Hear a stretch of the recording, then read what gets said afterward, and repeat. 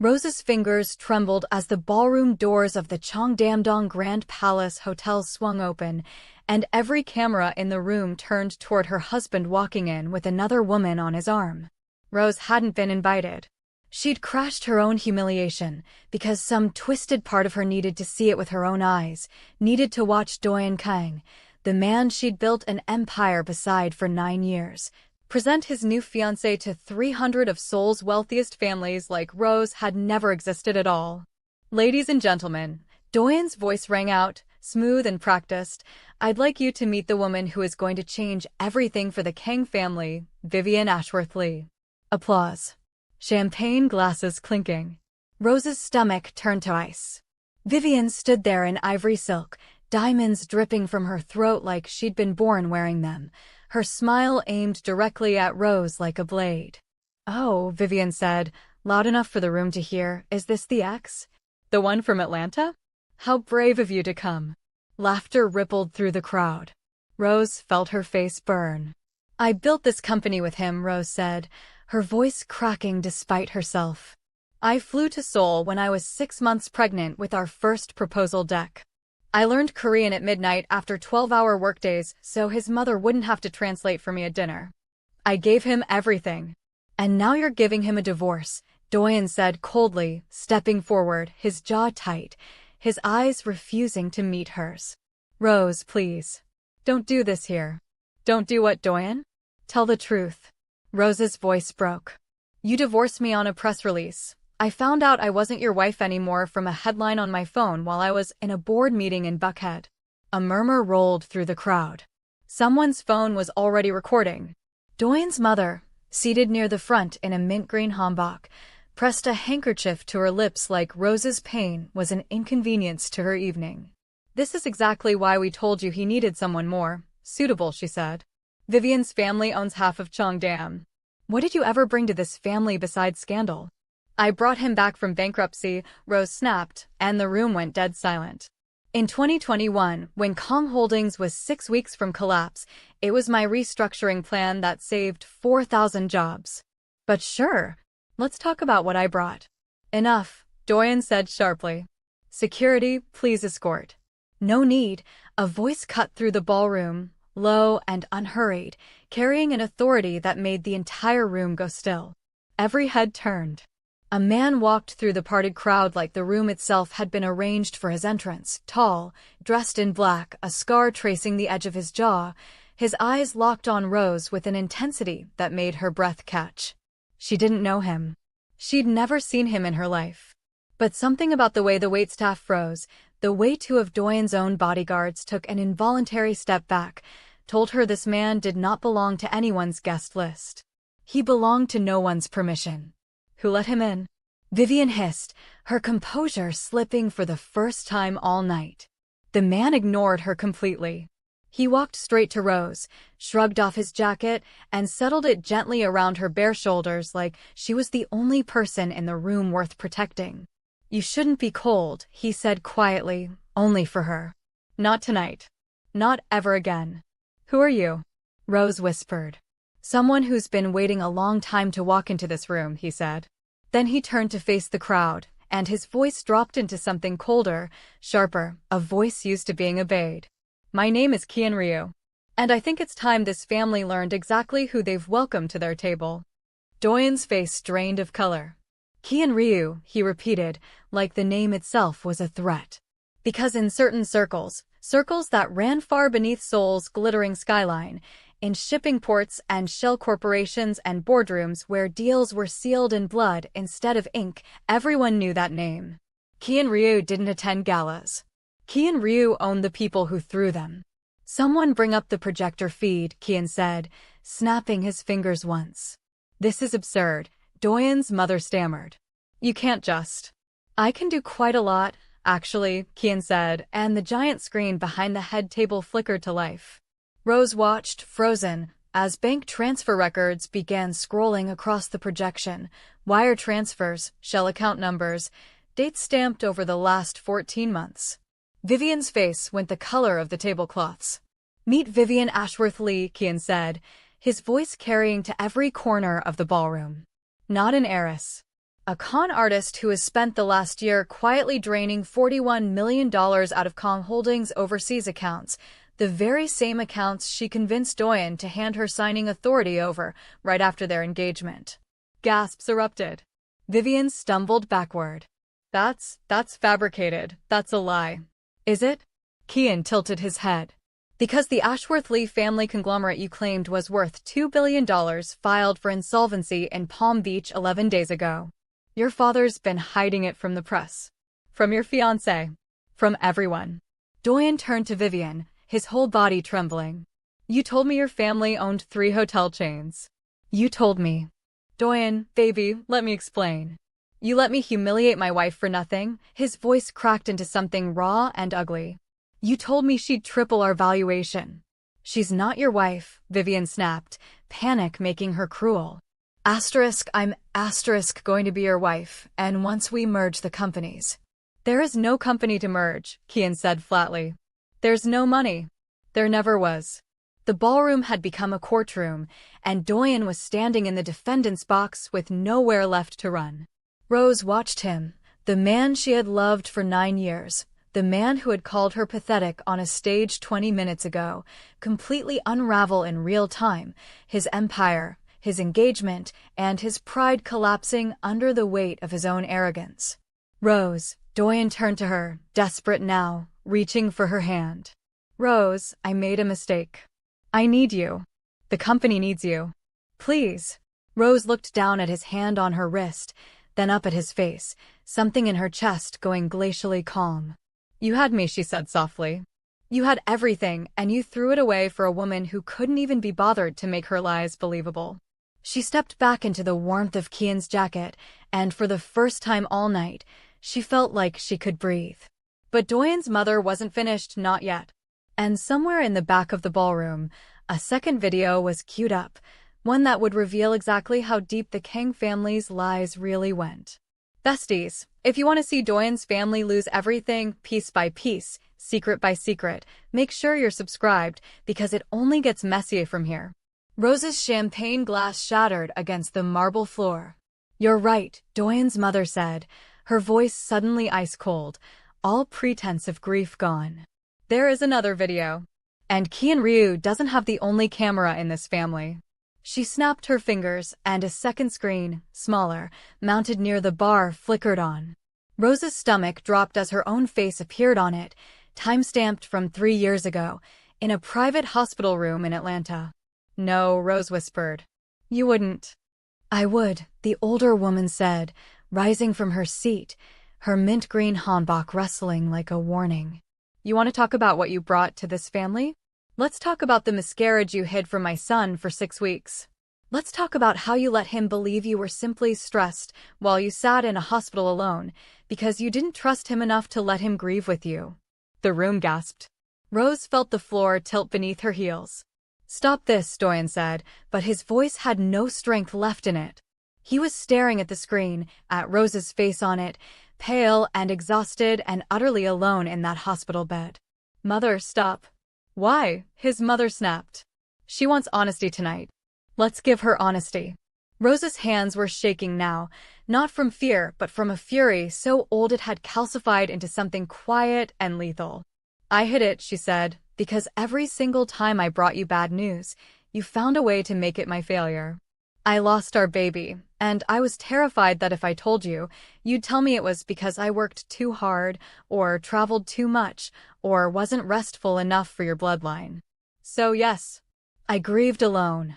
Because your family taught me that grief was a weakness I couldn't afford to show you. Silence. Even Vivian, mid-crisis, had gone quiet. I didn't know, Doyun said softly, and for one terrible second, Rose almost believed the crack in his voice was real. Almost. You didn't ask, Rose said. That's the difference, Doyun. You never asked. You just assumed, and moved on, and let your mother assume too, because it was easier than sitting with me in something painful. Kian's hand found the small of her back, not pulling her away, just studying her. You don't owe this room your grief, he said quietly, only for her. You've already given them enough. Rose nodded, blinking back tears she refused to let fall in front of these people. She turned to Doyun's mother, and something in her voice went flat and final. "You spent 9 years telling me I wasn't enough for this family," she said. "Tonight, I watched your son's $41 million fiancée turn out to be a fraud, and you're still standing here trying to weaponize the worst night of my life. So let me ask you something, honestly, who exactly is the embarrassment in this room?" Doyun's mother's mouth opened, then closed. For the first time all evening, she had nothing to say. Vivian, sensing the tide had turned entirely against her, made a desperate lunge for relevance. "This is all a distraction," she said shrilly, pointing at Kian. "Nobody's asking why a gangster is at a society wedding reception. Doyun, he's using her to get to your shipping contracts, don't you see that? He's Kian Ryu, he doesn't do anything without an angle." The room's attention snapped back to Kian, and for a moment, Rose felt a flicker of doubt creep in. Was Vivian right? Was this elaborate, humiliating rescue actually about her at all?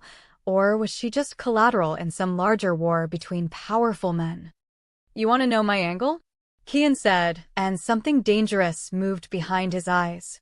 3 years ago, my sister took a business meeting with a man named Doyun Kang, who promised her family's textile company a distribution partnership. He took her intellectual property, filed the patents under Kang Holdings, and let her company collapse within 8 months. She never recovered. She left Seoul. She hasn't spoken to me since, because she blames herself for trusting the wrong man. Doyun's face went ashen. "So yes," Kian continued, his voice low and lethal, "I have an angle. I've been waiting 3 years for the right moment to walk into a room and watch everything your family built turn to ash in front of you. Tonight, you handed me that moment on a silver platter. You just didn't know it yet." That has nothing to do with Rose," Doyun stammered. "No," Kian agreed. "But watching you humiliate a woman who is worth 10 of you. That gave me something I didn't expect tonight." His eyes moved to Rose, and something in his expression softened, just slightly, just for her. "It gave me a reason to actually enjoy this." Rose's heart was hammering so hard she was sure the whole room could hear it. Every instinct told her to run, to get away from the cameras and the whispers and the wreckage of her old life scattered across the marble floor, but something about the steadiness in Kian's presence kept her rooted where she stood. "Security!" Doyun's father finally roared from the head table, red-faced, humiliated beyond words. "Get this man out of my son's engagement party immediately." 2 security guards started forward and stopped dead in their tracks the moment Kian turned to look at them. "Before you do something you'll regret," Kian said calmly, "you should know that Kang Holdings' primary shipping insurer is a company called Baeksin Maritime. You should also know that I own 61% of Baeksin Maritime. So think very carefully about whose payroll you actually want to protect tonight." The guards froze mid-step, exchanged a look, and slowly, deliberately, stepped back. Doyun's father's face crumpled. "You." "I own the insurance on every cargo ship your company operates," Kian said. "I own the export licenses on 3 of your factories in Busan. And as of 11 days ago, when Vivian's family's conglomerate filed for bankruptcy protection, I also quietly acquired 40% of the debt obligations that Vivian's father is currently defaulting on." Vivian made a sound like she'd been struck. "You did what?" she gasped. "I bought your family's failure, piece by piece," Kian said simply. "And I did it 3 weeks ago. Before tonight. Before any of you knew what was coming." The room had gone utterly silent, 300 of Seoul's wealthiest guests frozen mid-breath, watching an empire collapse in real time, and Rose realized, with a slow and dizzying certainty, that this wasn't an accident. This wasn't a man who happened to walk into the right room at the right moment. This was a man who had been planning this for months. And she had absolutely no idea how deep this went, or how much further it was about to fall. Beautiful people, this story is about to get a lot messier, and the wedding hasn't even happened yet. Subscribe now so you don't miss what Kian does when he walks into that ceremony holding Rose's hand. Doyun's father was frozen mid-sentence, the color drained from his face, when a woman's voice cut through the ballroom from the entrance, sharp, furious, and shaking with an intensity that silenced even Kian. "Where's my sister?" Every head turned. A young woman stood in the doorway, dressed simply compared to the room's diamonds and silk, Her eyes locked on Kian with a mixture of disbelief and old, deep hurt. "Sumin," Kian said, and for the first time all night, his composure cracked, just slightly. "You told me you'd let it go," she said, walking toward him, ignoring the stares of 300 strangers. "You promised me, 3 years ago, that you wouldn't turn my humiliation into your war." "I didn't come here for revenge," Kian said quietly. "Then why is Doyun Kang standing there looking like his whole world just ended?" Sumin snapped. "Why is there a screen behind you with his fiancée's bank records on it? This has your fingerprints all over it, Kian." Rose watched this exchange, her pulse hammering, feeling suddenly like she'd stepped into the middle of a story that had started long before she'd ever walked into this ballroom. "Kian," she said slowly, "what is she talking about?" Kian turned to her, and for the first time, something like guilt flickered across his face. "Doyun Kang stole my sister's patents. Buried her company. She spent 2 years rebuilding her life from nothing while he expanded his empire on the back of her work." He exhaled. "I never lied to you tonight. Everything I said was true. But I'm not going to pretend I walked in here purely because of you." The admission landed in Rose's chest like a stone. She took a step back from him, out of the warmth of his jacket. "So what am I?" she asked. "Convenient? A prop to make your revenge look righteous?" "No," Kian said firmly, closing the distance she'd created. "You are not a prop. What I did tonight, exposing Vivian, exposing this family's finances, that was always going to happen, with or without you in the room. But the moment I walked in and saw them tearing you apart on that stage, something in me changed. I stopped caring about the shipping contracts and the insurance leverage. I wanted to watch them lose everything, specifically because of what they did to you." Sumin's laugh was bitter and humorless. "That's exactly what he does. He finds the wound that's already bleeding and he presses on it, and he calls it justice." She turned to Rose, her expression softening slightly. "I'm sorry. Whatever's happening to you tonight, I know it's real, and I know it hurts. But please don't mistake my brother's war for your rescue." Rose's mind was spinning. Doyun was still standing there, ashen-faced, watching this unfold like a man watching his own funeral. Vivian had gone quiet in the corner, clutching her phone, frantically texting someone, her father, probably, or a lawyer, or whoever was left willing to answer. "Enough," Doyun's mother said suddenly, her voice slicing through the chaos. "Enough of all of this. The accusations, the theatrics, the gangster posturing." She turned to Rose with something almost like desperation in her eyes. "Rose, you know this family. You know what we're capable of building. Whatever grievance this man has with my son, it doesn't have to become yours. Walk away from him. Walk away from all of this, and we can still fix what's broken between you and Doyun." For one terrible second, Rose almost laughed at the audacity of it, being offered her old cage back, freshly painted, as if she should be grateful. "You spent this entire night trying to destroy me," Rose said. "You brought up my miscarriage in front of 300 strangers to score a point. And now that your son's engagement is collapsing on a projector screen, you want me to come rescue the family that discarded me." "We made mistakes," Doyun's mother said, her composure cracking for the first time. "But you were always the daughter I never had, in the beginning. Before all of this." "No," Rose said, and her voice was steady now, stronger than it had been all night. "I was the daughter you tolerated when I was useful, and the embarrassment you paraded when I wasn't. Don't rewrite 9 years of my life, because tonight is inconvenient for you." Doyun stepped forward, his eyes glassy, reaching for her hand one more time. "Rose, please. I know I don't deserve it. I know that. But I'm asking you, not as the man who humiliated you tonight, but as the man who loved you for 9 years, please don't let this be how it ends between us." Rose looked at him, really looked at him, and something inside her finally, quietly, closed. "You didn't end this tonight, Doyun," she said softly. "You ended this the day you let a headline tell me I wasn't your wife anymore. Everything since then has just been the both of us finding out how far the damage goes." She turned to Kian and his sister, feeling the weight of the entire room's attention pressing in on her, and made a decision that surprised even herself.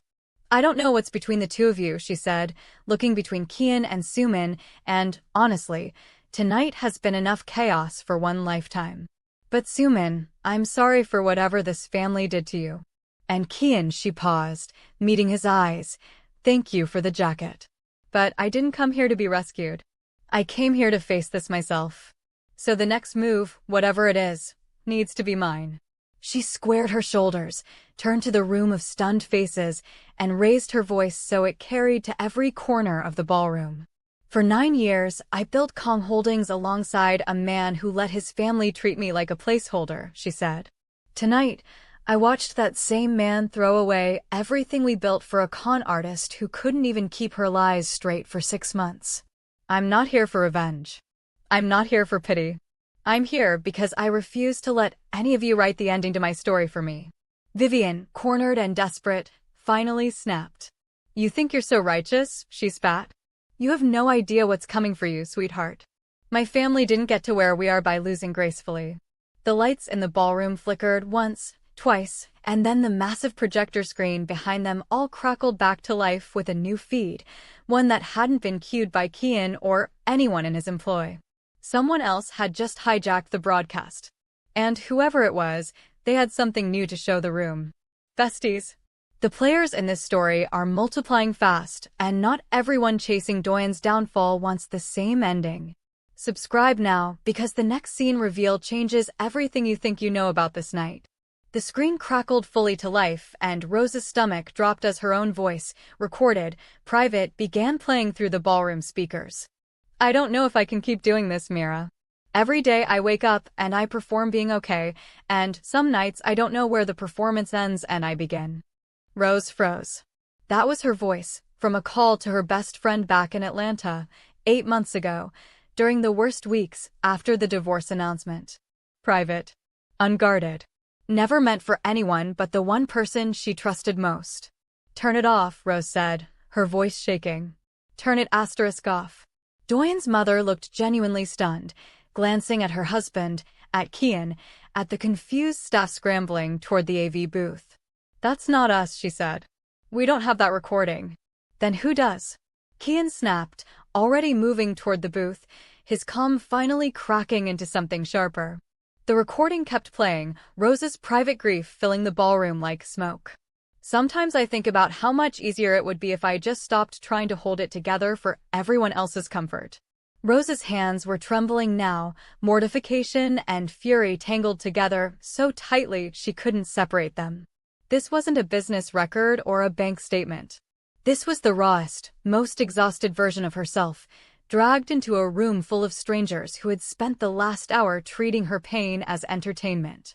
Stop the feed, Kian barked at the technician, who was frantically typing, sweat beading on his forehead. I can't. Someone's routed it through an external server. I don't have access.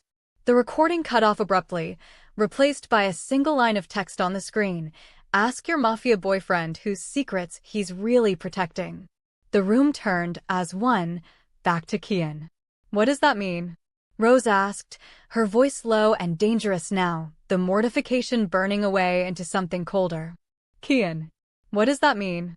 I don't know, Kian said, and for the first time all night, Rose heard something that sounded almost like fear in his voice. I swear to you, Rose, I don't know who did this. Sumin's face had gone pale. I do, she said quietly. Every eye in the room turned to her. Sumin, Kian said warningly. No, she said, stepping forward, her voice trembling but resolute. She deserves to know what she just walked into. Kian didn't just come here for Doyun. He's been circling this family for months because Doyun's father, she pointed at the old man near the head table, who had gone the color of ash, has been laundering money through Kang Holdings' shipping division for a group that Kian has spent 3 years trying to take down. A group that doesn't like being exposed. A group that just proved, 30 seconds ago, that they had access to Rose's private phone calls. Rose felt the floor tilt beneath her. Someone has been listening to me, she said slowly. For months. It's a warning, Kian said grimly, his jaw tight. They're telling me they can reach anyone I care about.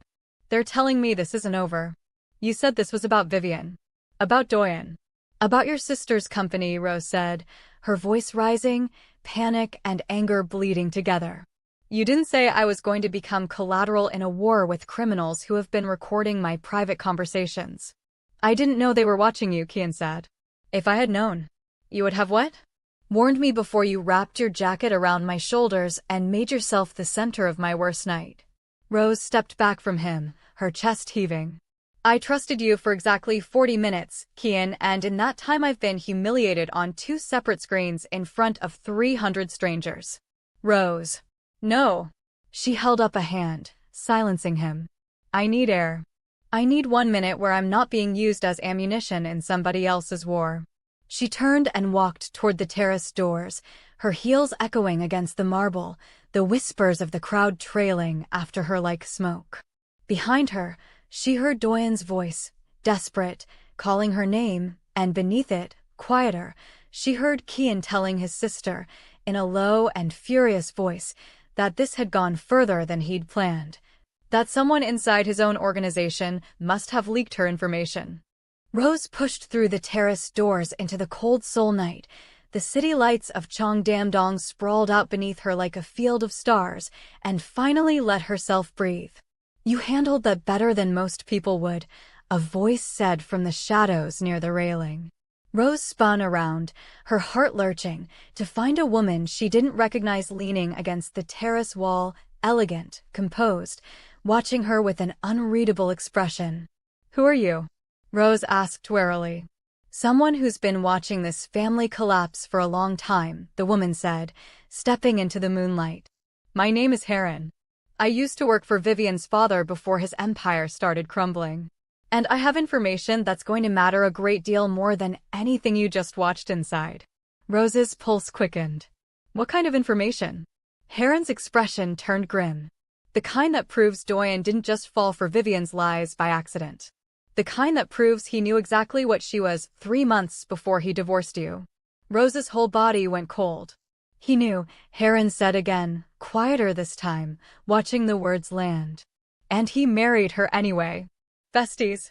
If you thought the ballroom was chaos, wait until Rose hears what Heron has to say next. Hit subscribe now. Rose's ears were still ringing from Heron's words when the terrace doors burst open behind her, and Doyun stumbled out, his bow tie undone, his face wrecked with a desperation she'd never seen on him before. Rose, please, just give me 2 minutes. You knew, Rose said, turning on him before Heron could even finish explaining. Tell me the truth right now, Doyun. Did you know what Vivian was before you divorced me? Doyun's face went through 3 different expressions in the span of a second: confusion, panic, and finally, the unmistakable collapse of a man caught in his own lie. Rose, it's not what it. Asterisk, did you know? Asterisk, Rose's voice cracked across the terrace like a whip. Yes, Doyun whispered. Okay. Yes. I knew there were irregularities in her family's finances. My lawyer flagged it 3 months before the wedding announcement. Rose felt the world tilt beneath her. You knew she was a fraud, and you divorced me for her anyway. I thought I could manage it, Doyun said, his voice rising, desperate and ugly now. I thought if I got close enough to the deal before it collapsed, I could restructure it, save the merger, save the company. Save the company, Rose repeated, laughing without any humor at all. You threw away 9 years of marriage as a business maneuver. You don't understand the pressure I was under. I understand perfectly, Rose snapped. You looked at your wife, the woman who saved this family from bankruptcy once already, and you decided a fraud with a fake fortune was a better bet than staying loyal to me. You didn't fall for Vivian's lie, Doyun. You chose it because it was convenient, and you thought you were smart enough to control the fallout. Heron, still leaning against the terrace railing, spoke up quietly. There's more. Doyun's father wasn't just laundering shipping money through your old company, Rose. He was doing it through your name. Your signature is on at least 4 of the offshore transfer documents. Rose's blood went cold. What? They kept your executive authorization active after the divorce, Heron said. Nobody revoked it. Which means legally, every fraudulent transaction that's happened in the last 8 months has your name attached to it.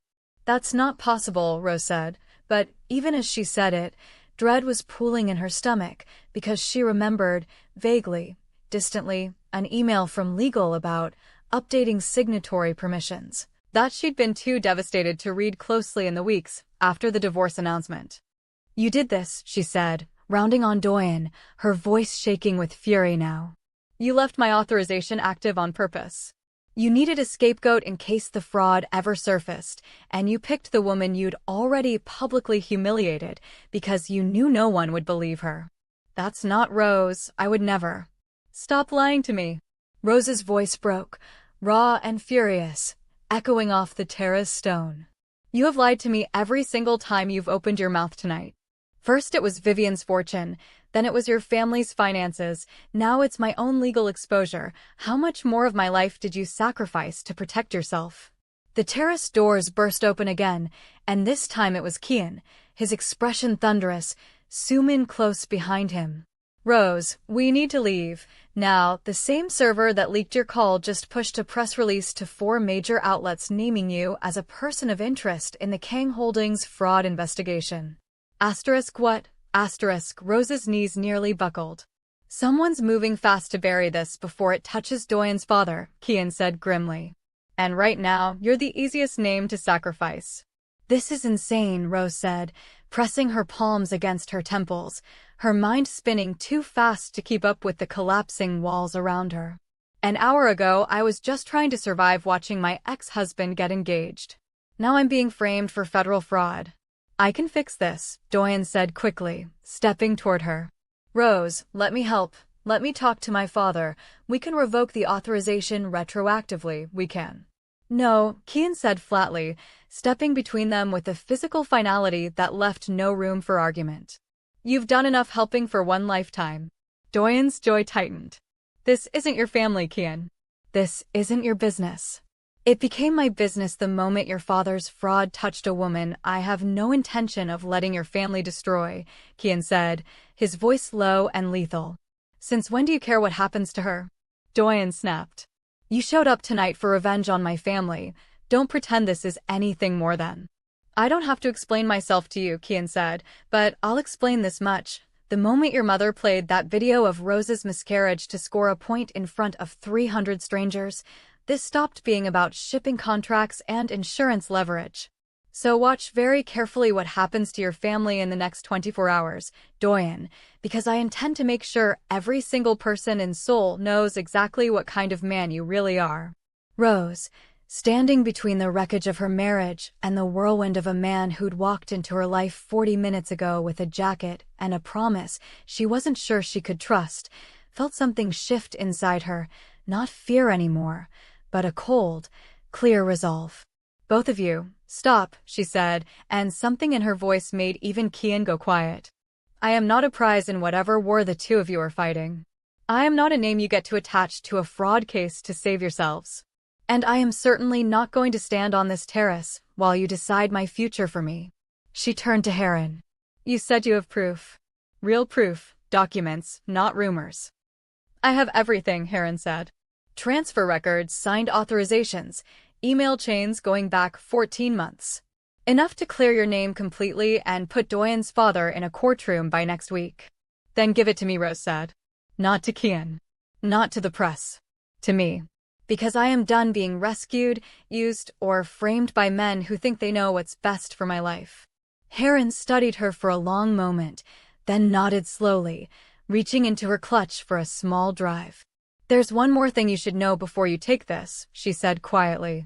The person who leaked your private phone call tonight, the one who's framing you for fraud right now, it isn't a stranger. It's someone in this ballroom.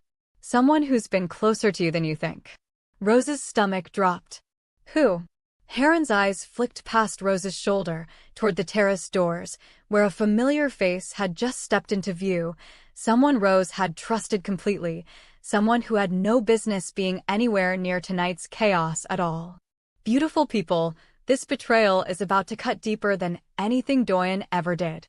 Subscribe now, because you won't believe who's been pulling the strings this entire night. Rose's breath caught as she recognized the face stepping through the terrace doors, soft brown eyes, a familiar warm smile now twisted into something apologetic and afraid. Mira, she whispered. Her best friend. The one person she'd called every broken night since the divorce. The one voice she'd trusted enough to say the things she couldn't even admit to herself.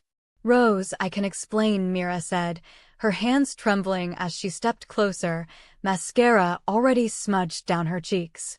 "Please, just let me explain before you hate me." "You leaked my call," Rose said, the words barely making it past the tightness in her throat. "That was our conversation, Mira.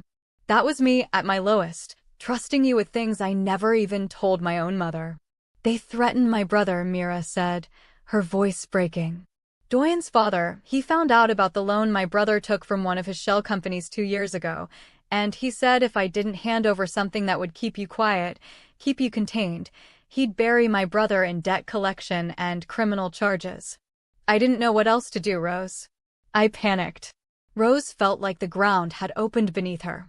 Every person in this ballroom, on this terrace, in this whole gleaming city, all of them had a price, a leash, a secret being pulled tight around their throat.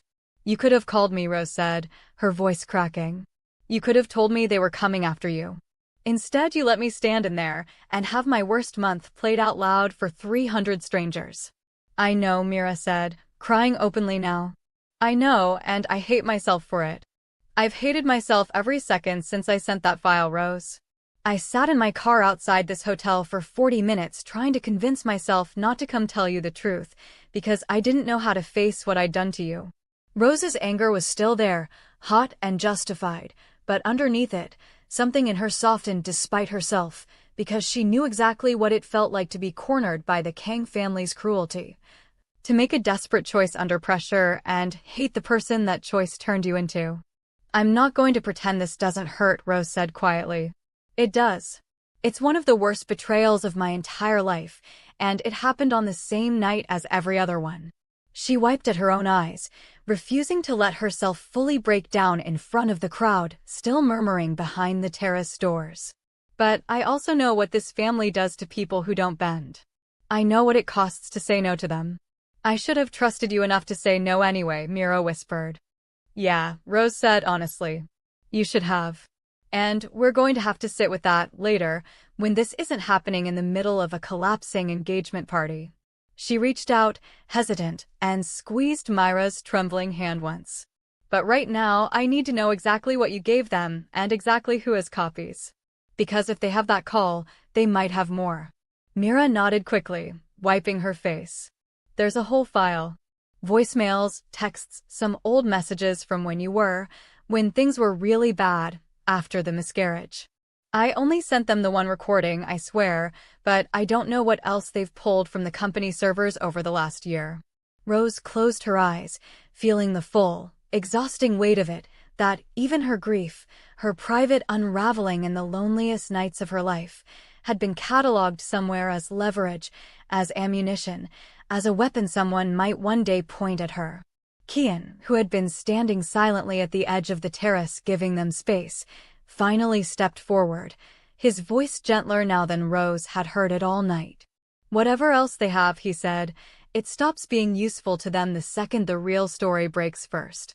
Fraud, forged authorizations, extortion, once that's public, on your terms, in your voice, no leaked phone call is going to matter." Rose looked at him, something in her chest aching at the quiet steadiness in his offer, not a demand, not another man deciding her next move for her, just information laid down beside her so she could choose. "I want to be the one who tells it," Rose said, straightening, wiping the last of her tears away with the back of her hand. "Not you. Not Heron. Not a press release drafted by someone else's PR team. Me. My voice, my terms, my timeline." "Then that's how we'll do it," Kian said simply. Doyun, who had been standing frozen and forgotten near the doorway through all of it, finally spoke, his voice small and broken in a way Rose had genuinely never heard from him before. "Rose. For what it's worth, and I know it's worth almost nothing tonight, I am sorry. Not because I got caught. Because somewhere between the mergers and the pressure and the fear of disappointing my father, I forgot the person you actually were. And I don't think I'll ever forgive myself for that." Rose looked at him for a long moment, really looked, the way she used to when she loved him without any doubt in her whole body, and felt, for the first time all night, something like peace settle over the wreckage. "I believe you're sorry," she said quietly. "I don't think that changes anything. But I believe you." She turned back to Mira, to Heron, to Kian and his sister standing at the edges of this shattered, glittering night, and felt the outline of a plan finally taking shape in her mind, not revenge, not chaos for its own sake, but something cleaner. Something that was entirely, finally, hers.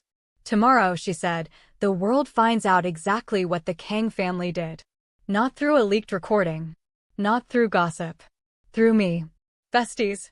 This is the moment everything turns. The truth is finally in Rose's hands. Subscribe now, because where she takes it all back is near.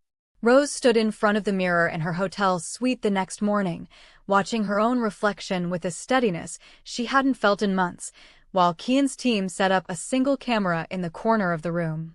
"You don't have to do this today," Kian said from the doorway, his voice quieter than she'd heard it all night. "You could take a week. Breathe. Let Heron's documents speak for themselves through the lawyers." "No," Rose said, turning to face him. "If I wait, they get time to build a new lie. I've spent 9 years watching this family construct narratives faster than the truth could catch up to them. Not this time." Mira sat curled in the armchair by the window, still red-eyed from the night before, nursing a cup of coffee she hadn't touched. "I sent everything to your lawyer at 6 a.m., she said. "Every file, every message, every voicemail they threatened me with. I didn't hold anything back this time." "Thank you," Rose said, and meant it, even though the wound of the betrayal was still raw beneath her ribs. Forgiveness wasn't a switch she could flip overnight, but she recognized courage when she saw it, and Mira showing up on that terrace, shaking and honest, had taken more courage than staying silent ever would have. Heron appeared in the doorway with a tablet in hand, her expression grim. "The Kang family's PR team already has a statement drafted," she said. "They're going to claim Doyun's father was unaware of any irregularities and that any fraudulent signatures were the result of a rogue employee acting without authorization." "Let them try," Rose said. "I have the emails. I have the timeline. I have the recording of Doyun admitting he knew about Vivian before the wedding announcement." She took a slow breath, steadying the tremor in her hands. "It's time." She sat down in front of the camera, the morning light from the Seoul skyline pouring gold across the room, and looked directly into the lens like she was looking into the eyes of every person who had ever underestimated her. "My name is Rose Kang," she began, her voice steady despite the ache still living somewhere behind her sternum. 9 years ago, I married into a family that taught me love was conditional on my usefulness. Last night, that family tried to humiliate me in front of 300 people, frame me for a fraud I had no part in, and silence the people I love with threats and blackmail. Today, I'm done letting them write my story." She laid it all out, methodically, unflinchingly, the forged authorizations, the offshore accounts, Doyun's admission that he'd known about Vivian's lies for months before abandoning his marriage anyway. She spoke about building Kang Holdings from near bankruptcy, about the years of unseen labor that had propped up a family who called her replaceable the moment convenience demanded it. And then, because she refused to let this be only about anger, she spoke about the miscarriage, not as ammunition, not as spectacle, but as hers, reclaimed on her own terms instead of weaponized on someone else's screen. "I lost a child, and I grieved it in silence, because I was taught that my pain was an inconvenience," she said, her voice trembling only slightly. "I'm not sharing this for sympathy. I'm sharing it because last night, a woman who never carried an ounce of that grief used it to try to break me in front of strangers, and I refuse to let that be the last word on the worst chapter of my life. I survived it. Quietly, and then loudly, on my own terms, like I have survived everything else this family has thrown at me." By the time she finished, Kian was watching her with an expression she couldn't quite name, something between awe and something far more tender, something he seemed to be trying, and failing, to keep hidden. The video went out within the hour, timestamped documents attached, uncut and unedited. Within 2 hours, 3 major Korean business outlets had picked it up. By early afternoon, it had crossed into international coverage.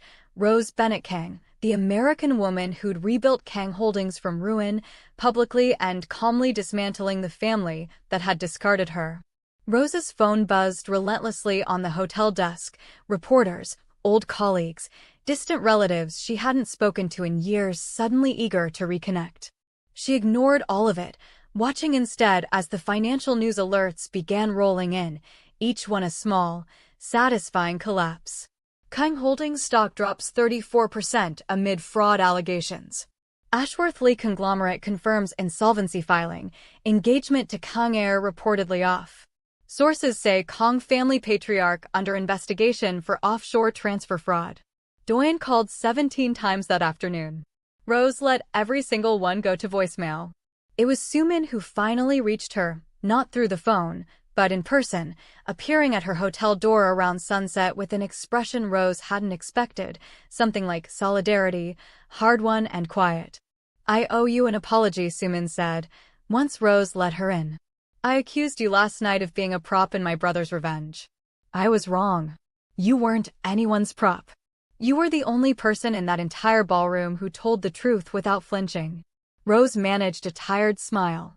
"I appreciate that. But I think I understand your anger a little better now, too. It's exhausting, watching someone else's story overshadow the wound you never got to fully heal." Sumin nodded slowly. "For what it's worth, my company is rebuilding. Slowly.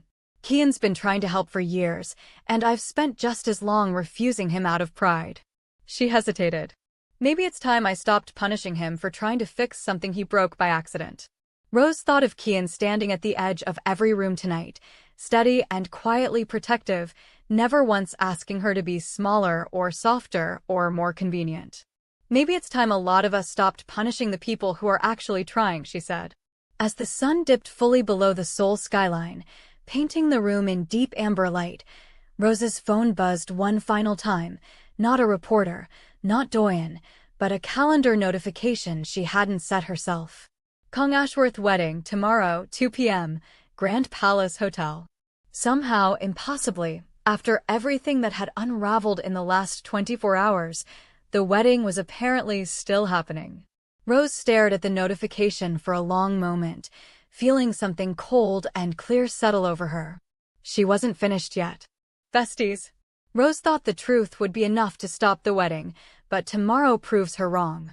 Subscribe now, because the final scene is where everything collides. The Grand Palace Hotel's main hall was transformed for a wedding that, 12 hours ago, should have been financially and morally impossible. White orchids lined every aisle, string quartets tuned quietly in the corner, and 300 guests, many of them the same faces from the engagement party, whispered behind their programs about the scandal dominating every headline in the country. Rose stood at the back entrance in a deep emerald gown, Kian's hand steady around hers, watching the doors ahead of them. "You don't have to walk in there," Kian said quietly. "You've already won. The truth is out. You could let it end without another confrontation." "No," Rose said, meeting his eyes. "I need to see this through to the end. Not for revenge. For closure." Inside, Doyun stood at the altar in a black tuxedo, his face gray and hollow, looking less like a groom and more like a man walking toward his own execution. Vivian appeared at the aisle's entrance in white silk, her chin lifted with a defiance that didn't quite reach her terrified eyes. The doors at the back of the hall swung open, and the room turned as Rose walked in on Kian's arm, the two of them radiating a calm the rest of the room couldn't touch. Gasps rippled through the crowd. Doyun's face crumpled. "What is she doing here?" Vivian hissed. Kian's voice carried easily across the silent hall. "I came to deliver a wedding gift," he said, and something in his tone made every guest go still. "As of 9 o'clock this morning, I've acquired full controlling interest in the Ashworth Lee conglomerate's remaining assets, including the debts your father has spent the last 18 months hiding from you, Vivian." Vivian's bouquet slipped from her fingers. "Which means," Kian continued, "the fortune you promised Doyun, the one he divorced his wife for, doesn't exist. It hasn't existed for months. You've been marrying into bankruptcy, Doyun, while celebrating a windfall that was never real." Doyun's father lurched his feet near the front pew, his face ashen. "This is impossible." "It's very possible," Kian said. "I've been buying up your failing partners for weeks, gentlemen. I just didn't expect the final piece to fall into place on your son's wedding day." The hall dissolved into chaos, guests murmuring, phones rising to record, Vivian's mother sobbing into her husband's shoulder near the front row. Doyun stood frozen at the altar, staring at Rose like a man realizing, far too late, exactly what he'd traded away. "Rose," he said, his voice cracking across the stunned silence. "You were right. About all of it. I threw away something real for something that was never even true." Rose walked slowly down the aisle, past the shattered guests, past Vivian's collapsing composure, until she stood directly in front of him. "You didn't just lose a fortune today, Doyun," she said quietly. "You lost the last version of yourself that I actually loved. And I think, somewhere underneath all of this, you know that." His father, desperate and undone, stepped forward. "Rose, please. The company, the family, we need capital, immediately, or none of this survives the week. You know our operations, you know our accounts, you're the only one who could stabilize this fast enough." "You're asking me for a loan," Rose said slowly, almost in disbelief, "on the same day you tried to frame me for fraud." "I'm asking you to save this family," he said, his voice breaking with a desperation she'd never once heard from him in 9 years. Rose reached into her small clutch and withdrew a single, folded dollar bill. She pressed it gently into his trembling hand. "There," she said. "That's my investment in the Kang family's future. I think it's about as much as your promises have ever been worth." She turned, letting the silence of the hall swallow every gasp and whisper, and walked back up the aisle toward Kian, who was waiting with his hand extended, his expression full of something warm and unshaken. Behind her, the hall erupted, Vivian's family screaming accusations at Doyun's father, guests fleeing toward the exits, phones capturing every second of the collapse for the headlines that would dominate the next morning's news cycle. Police, alerted earlier that day by Heiress documentation, entered through the side doors just as Rose and Kian stepped out into the golden Seoul afternoon. "Are you all right?"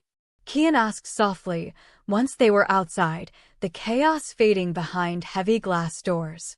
Rose let out a long breath, feeling 9 years of quiet suffocation finally, fully lift from her chest. "I think," she said slowly, "for the first time in a long time, I actually am." Kian studied her for a moment, something tender breaking through his usual composure. "For what it's worth," he said, "none of this, the company, the leverage, the war I've been fighting with that family for years, none of it was ever the reason I stayed last night." "Then why did you stay?" Rose asked. "Because I watched a woman stand in the middle of the worst night of her life," he said, and instead of breaking, she got sharper, steadier, more herself with every insult they threw at her. "I don't walk away from people like that, Rose. Not when I finally find one." Rose felt something in her chest loosen, a warmth she hadn't let herself feel in longer than she could remember. "I'm not looking to trade one kind of chaos for another," she said carefully. "I'm not offering chaos," Kian said. "I'm offering whatever you want it to be. Slow, if that's what you need. Nothing, if that's what you need. But I'd like the chance to find out." Rose looked back at the hotel behind them, at the wreckage of the life she'd spent 9 years building around someone else's approval, and then out at the Seoul skyline stretching gold and endless before her. "Okay," she said softly, a small, genuine smile breaking through for the first time in months. "Let's find out." They walked together into the evening light, leaving behind a shattered wedding, a bankrupt fraud, and a family finally forced to reckon with everything they'd built on other people's silence, while Rose, for the first time in 9 years, walked toward a future that belonged entirely to her. Besties, if this story had you hooked from the first scene to the final walk into the sunset, you know exactly what to do. Subscribe now, because there's a lot more where this came from.